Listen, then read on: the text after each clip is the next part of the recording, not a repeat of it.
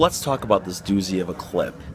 First and foremost, I set these pins here so that I didn't have to look down to see where I was lowering the bar, because I feel like when you look down, the body goes where the head goes, and if your head's looking down, you're going to have a harder time with the lockout. I feel like it's easier for your back to round. And because I wanted to be consistent with the eccentric portion of the exercise. Kind of like what I used to do in my garage.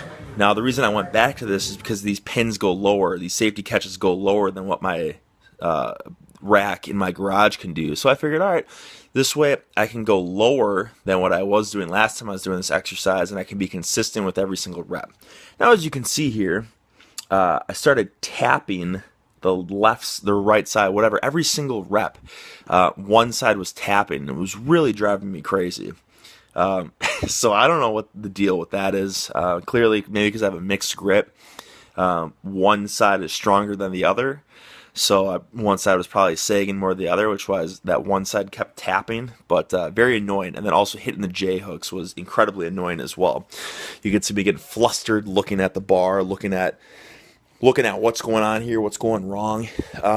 But ultimately, this was a good set, and I can tell this taxed my hamstrings, my glutes, and my entire body, because look at the shakes in those legs. That only happens when it's a max effort, when those legs shake like that. And that's good, because there wasn't any hitching. It just goes to show that it was all my lower body going crazy in that final rep.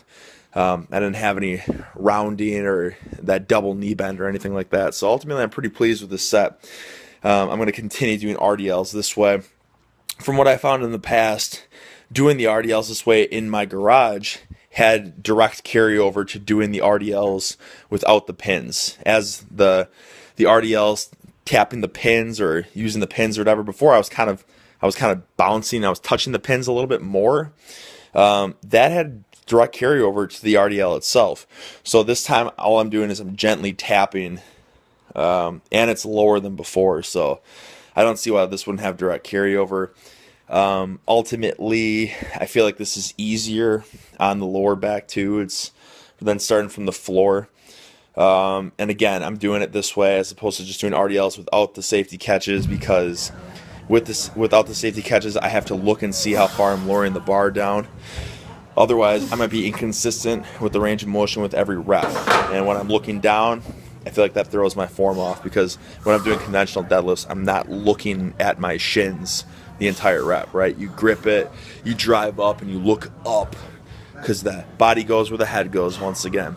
So just some insight as to why I did the exercise this way, and what you guys will see moving forwards.